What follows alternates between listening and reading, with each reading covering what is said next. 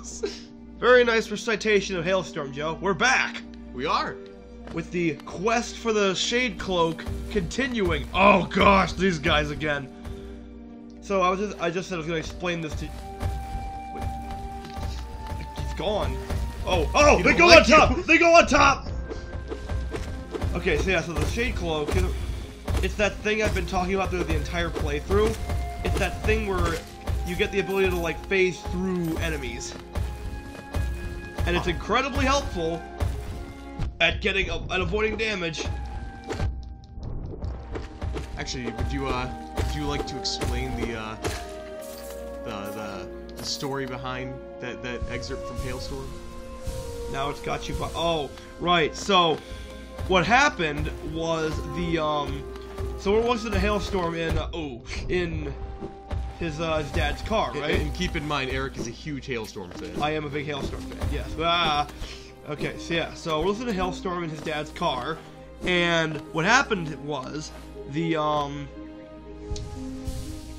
so we're just kind of talking while the song's going, and what's playing is Love Bites on the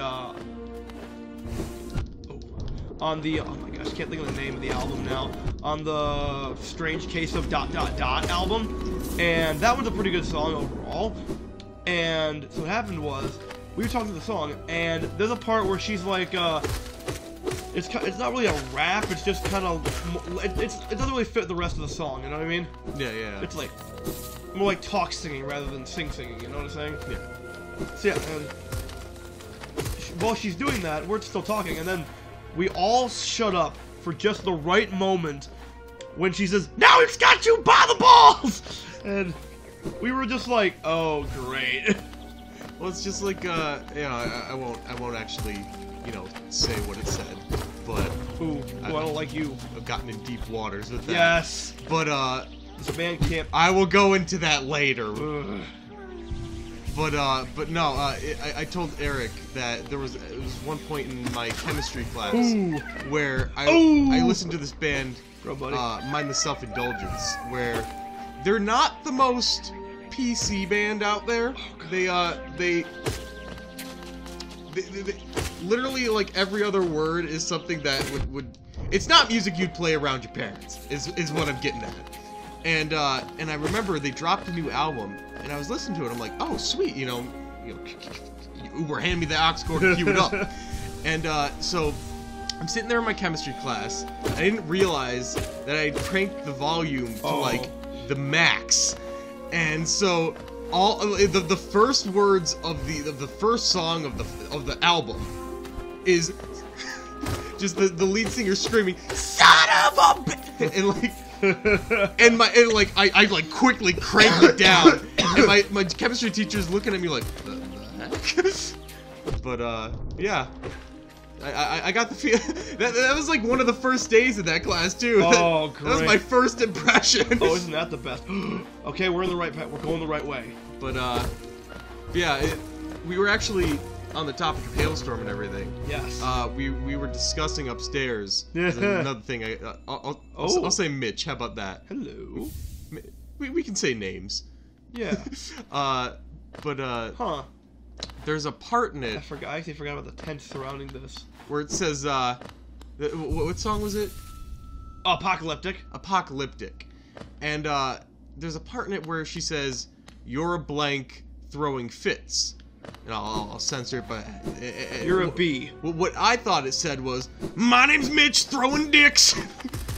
And I don't want Mitch to be throwing dicks. You don't want Mitch's dicks? I don't want Mitch's dicks, frankly. It's my girlfriend.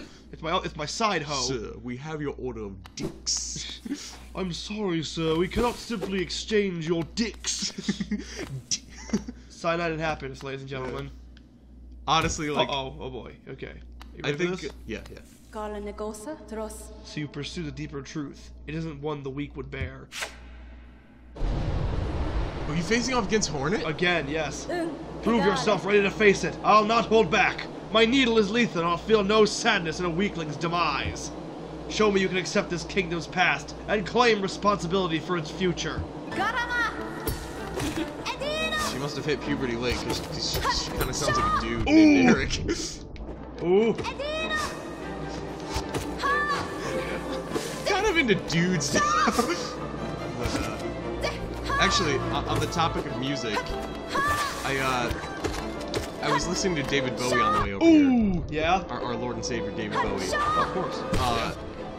And it, you know, I've always been a fan. Yeah. Like I never delved deeper into his discography. Yeah.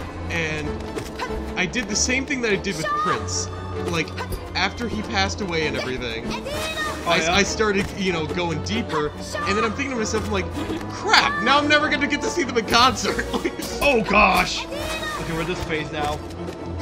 Ooh. But honestly, rest in peace to both David Bowie and Prince. I think his best performance was in not Cloverfield. What's it called? No, the movie with Ben Stiller as the fashion model. Oh, Zoolander. Thank you. Yeah, his best performance was in Zoolander. Yeah, I came to Eric. I'm like, do you know that's David Bowie? He's like, yeah. Ooh. I'm like, but why? Get cocky. I mean, if you get David Bowie, then at least they didn't do a SpongeBob where they got David Bowie and he made him the only character that didn't sing in the episode. Episode movie? Special question mark. What was so special about it? It was a musical. Because SpongeBob normally doesn't have songs at all. Because I want to hear Plankton sing over David Bowie. Yeah, right? Ooh. This is ground control to Magnum Dong. Oh, doing really good that time. This is not one that I'm gonna get ragey about, just because like this one I know that she's hard. I just realized. Yeah. I've been naming artists that all have the Magnum Dong treatment to them. Oh yeah, you're right. Oh jeez, wait a minute. Because I had talked about was it Joan Jett before, which did the I love Magnum Dong.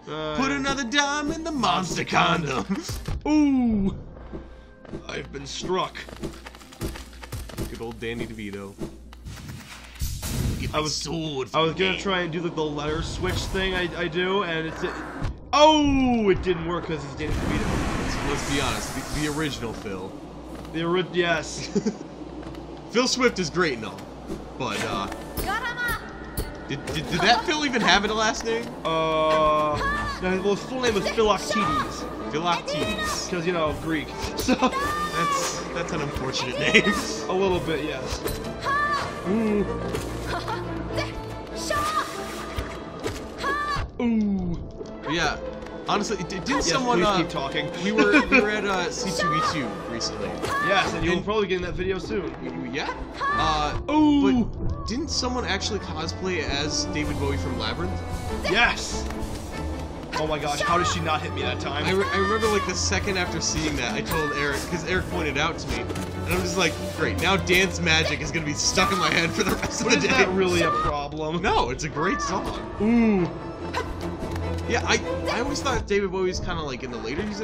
He was like really early on, like, and his early on stuff sounds a lot different from his late stuff, but oh! What a legend. Right? Totally, 100%. Some issues there. I am freaking out right now, dude. I believe in you.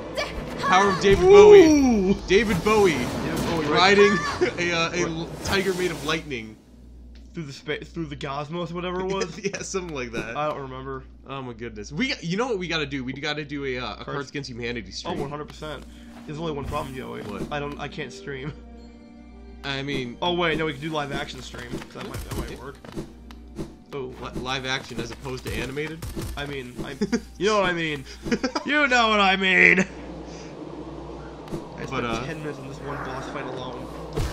I mean, hey, at least it's Hornet. I mean, the other one that you were having trouble with, like Crystal Guardian, the Soul Warrior. I don't really care about them. They're not. Okay, here's the thing. They weren't even considered bosses. Well, no, the Crystal Guardian was a boss.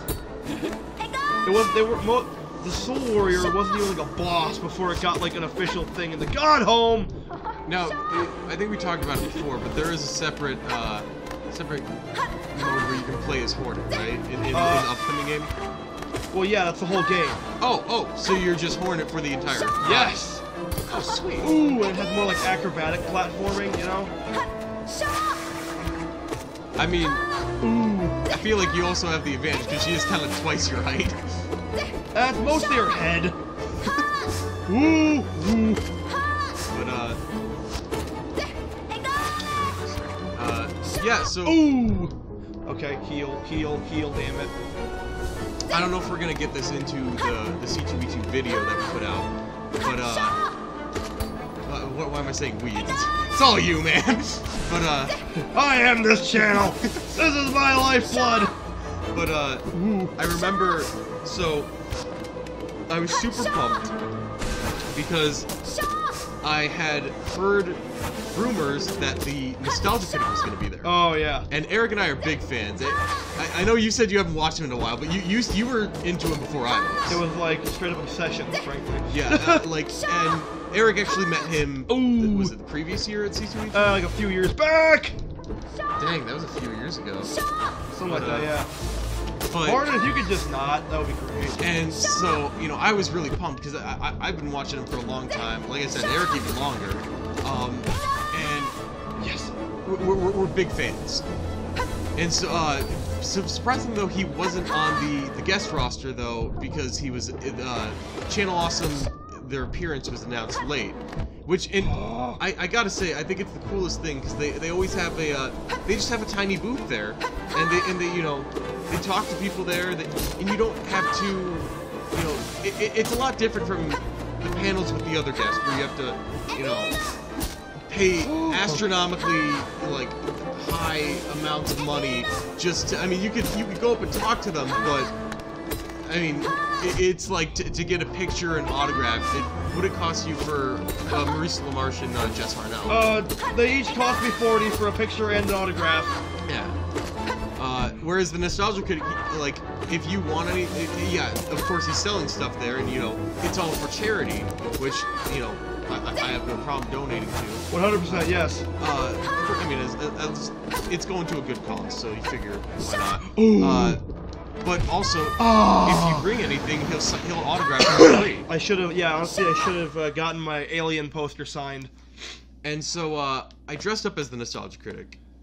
And we got a bunch of jokes for that too. Yeah, and like I wanted to make a surprise to Eric, and I walked in the doors, and he's like, "Oh my god!" And I'm like, "I remember it, so you don't have to." Well, what were you texted me the night before asking about a cape? Well, because what was the cape for? Initially, I was going to go as Tetsuo from Akira because, and I'm wondering if they're gonna bank on this. Ooh. But they're actually releasing. Well, what did I say? I can't speak. What else is new? Akira, even though it was released in I believe '88, it took place, the movie at least, in 2019. So. I forgot the exact date. I think it's like 11/16 or something. Okay. But it's going to be relevant this year. Yeah. Like, and Neo Tokyo, granted it's not a thing yet, I should say. But yeah, so I just thought it was really cool, and I just happened to rewatch Akira because I watched it in dub, and I figure it better. They always say you get more out of it in sub, even though it's a whole argument. I mean, we're not gonna get into that argument. I like both. For different reasons. They both have their ups and downs. I feel like you stay true to the original message in sub, but at the same time, it's a hell of a lot harder. Yeah. I mean, because like you really, like I told Eric, with dub, you can kind of, you know. Well, that's why I like to watch Yu-Gi-Oh! When I was younger. I always watched it in dub. Yeah. Because then I could do stuff with my hands while I'm doing. Because I like to draw while I'm watching stuff a lot of times. Like objectively, it's easiest to watch in dub, just because like I told Eric, when you're watching. Yes. Oh, you got her. Yeah. Nice. Awesome. All right. Oh, and then we're about time. But to finish up my argument, I just think I find it when you. Yeah. So strong. You could do it if you had the will, but could you raise your nail once knowing its tragic conception and knowing yourself? Then do it, ghost of Hallownest. Head onward, burn that mark upon your shell, and claim yourself as king. Away we go. Yeah, finish up.